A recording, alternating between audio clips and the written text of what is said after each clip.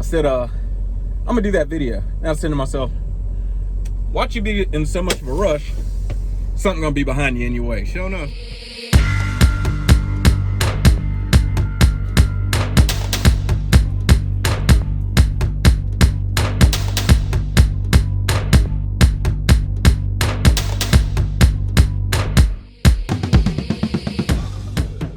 First is I want to walk through, I want to talk through it, and then I want to walk through it. I want to talk through sliding tandems, and then I want to walk through it. So if you are not aware, there's a certain amount of weight that the entire vehicle can hold. You can only have 12,000 on your steers up here, this axle. You can only have 34,000 on your drives right here, and then you can only have 34,000 on your trailer right here.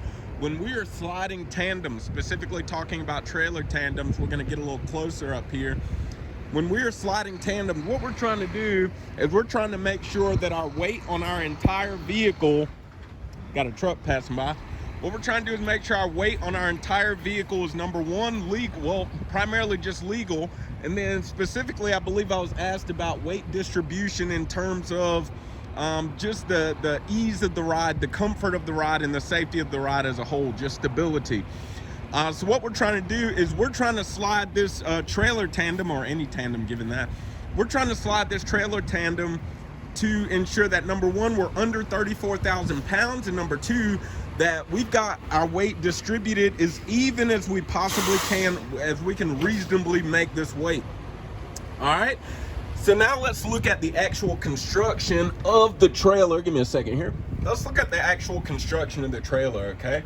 So when we're sliding tandems, if you have done this before, you know this. If not, then this is news to you. The first thing we need to do is we got to set our brakes on our trailer here, okay? We got to stop the supply of air by pulling that valve. And after this clip, you'll see me actually demonstrate it on a load, this load that I'm carrying right now.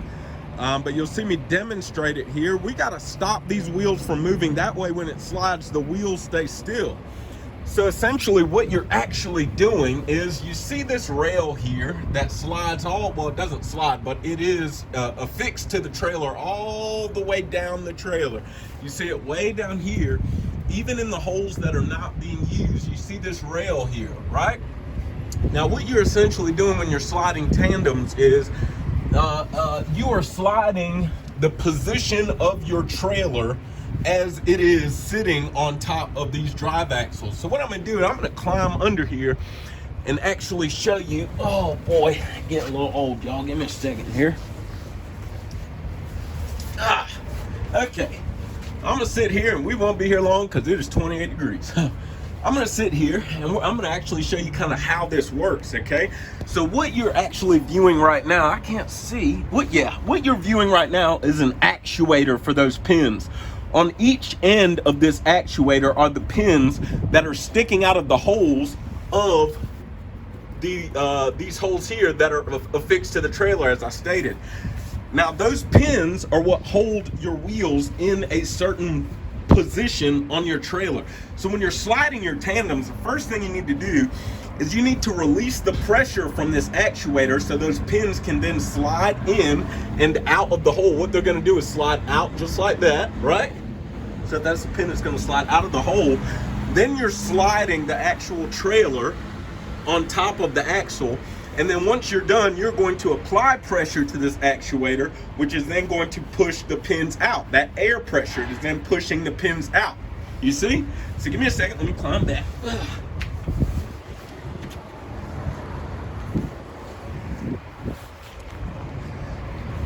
Okay, so when you see me do this process, that's what's happening here.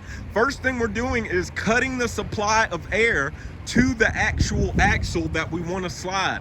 Second thing we're going to do is we're going to walk up, all right? And then we're going to pull this button here. Some trailers have a lever, but when you pull that button and you push that lever, what it does is it relieves the pressure that was already built in the air system of the trailer prior to pulling that supply valve. So again, first thing, you're going to pull that supply valve, cut the supply of air to the trailer. Then you're going to relieve the air that was built up in the trailer already. Then when you relieve that air that was built in the trailer, that is, just like I told you, that's when these pins are gonna push in on that actuator, because there's no air built in that actuator to push the pins out. The pins then recess in, and that is when you climb back into the tractor.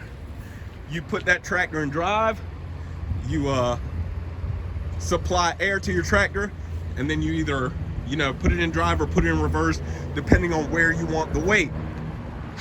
Now, I'm gonna show you a picture that I'm willing to either text or email to you. Just contact me using the contact information in the description of this video. And then I'll show you a picture that just kind of tells you in which direction you need to slide according to where the weight is that you're trying to shift. And that's what you do. You shift the amount of holes that's needed in order to distribute that weight evenly or put your truck legal. Then you supply air to the trailer again, which will cause the actuator to push those pins out. And then once those pins are pushed out, then you're good to go. You check your gauges, make sure you're good, and that's it. Just showing you my fifth wheels in the furthest, most rear position. All right, dirty truck life, Peterbilt life, Pete gang, love y'all. All right, YouTube family, so I am picking up a load. Finally got a little bit of time, so I can do a little weight distribution as well as sliding tandems work. So I got a set of bills. They say that the load is 41,280 pounds. My tractor gauge, which is accurate, says it's a little over 36,000 pounds. Looks like maybe 36,200 pounds, right? So the first thing I'm gonna do is walk to the back and I'm going to check the trailer gauge. Now, and all you gotta do, you gotta wait a second. Sometimes it's gonna build. So we know my tractor's overweight. Oh, this is gonna be an easy one, y'all. So we're right under 28,000 pounds. That means I can throw approximately 6,000 pounds on the trailer and be good to go. So we have, what did I say, 36 on the drives and a little under 28 on the trailer. Next step is I'm gonna climb back in the tractor and I'm going to cut the air supply for the trailer. That way I can pull those pins on the tandems. So here we go.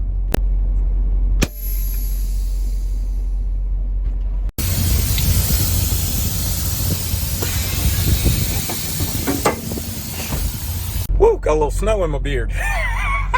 So from this point, at this point, I just realized I'm too close to the barrier behind me. So I need to move the truck up. So the funny thing is, I told myself before making this video, like 30 minutes ago, I said, if I got time, you know, this is a liquid load. I said, I'm gonna do that video. And I said to myself, watch you be in so much of a rush, something gonna be behind you anyway. Sure enough.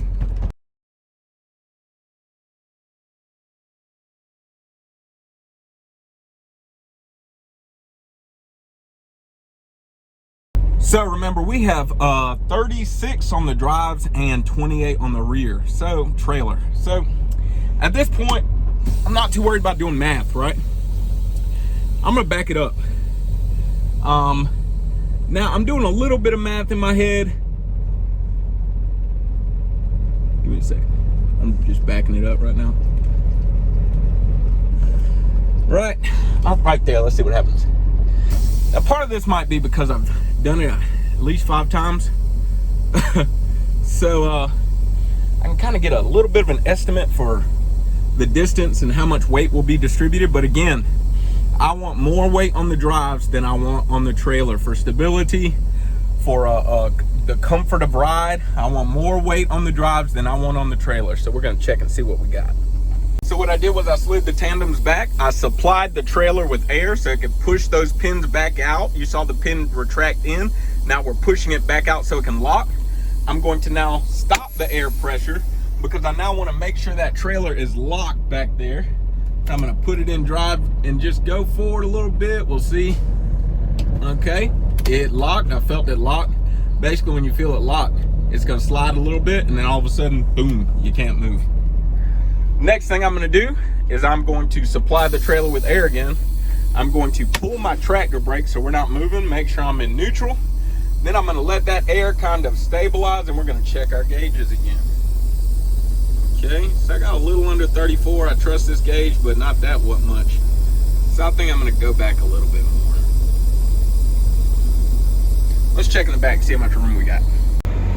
Okay, yeah, we're looking good to go. See how many holes we got here? Empty holes, right? I'm not even gonna check this gauge yet because I know I'm so close to the line. So now I'm gonna do a little math. Each hole represents about 250 pounds on most trailers. So I'm just gonna do about 2 holes. This says 32. See that? So I guess it is good to check that gauge right now, huh? So I'll do about 2 holes. That'll put me about 33 even on both. So let's work it and we're gonna see what we got. Woo! All right, so if you're asking, well, how does he know how far 2 holes is? I've just done it 5 times now. But they do make these little tools. It's just a cylindrical shaped object and you can push it in the hole. That way when you're going back, it'll hit the object and then you know you can stop. So we're gonna go ahead and work it. All right, so at this point, we're just rinsing and repeating. Again, we're going to supply our tractor with air, take those brakes off, put it in reverse. We've already pulled the pins and we just want to move backwards, just 2 holes. We're basically putting more weight on the trailer and taking about 1,000 off of the tractor. Here we go.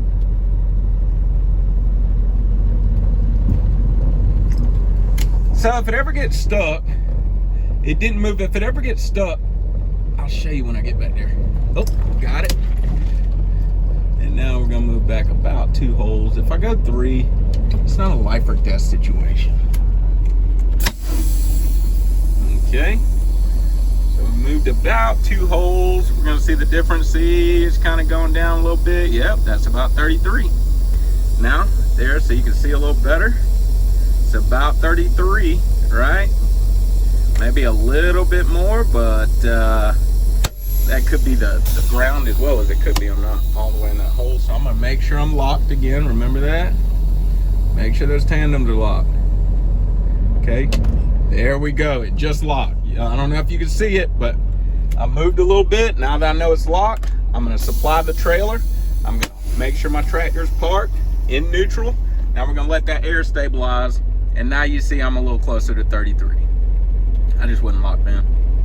Okay, so now we are gonna just walk to the back. I didn't supply the trailer with air, but now you see I'm much closer to 33, and I'm pretty sure it's gonna level out right there. We're just gonna check the back.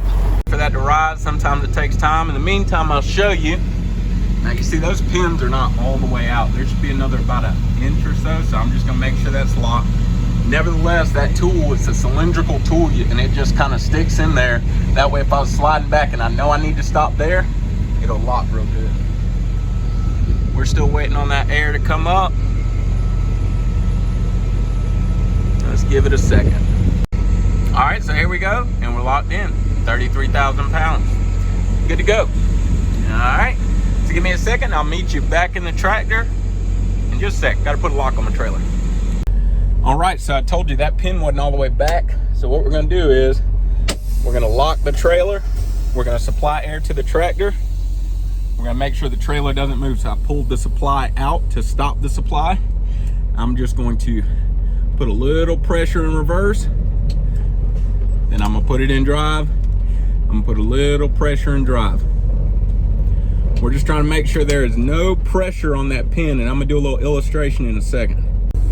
All right, quick illustration, but I need both hands, so y'all gotta watch with me. If this is the pin and this is the actual tandem, when the pin is around the tandem, imagine it's a circle, but I need you to be able to see.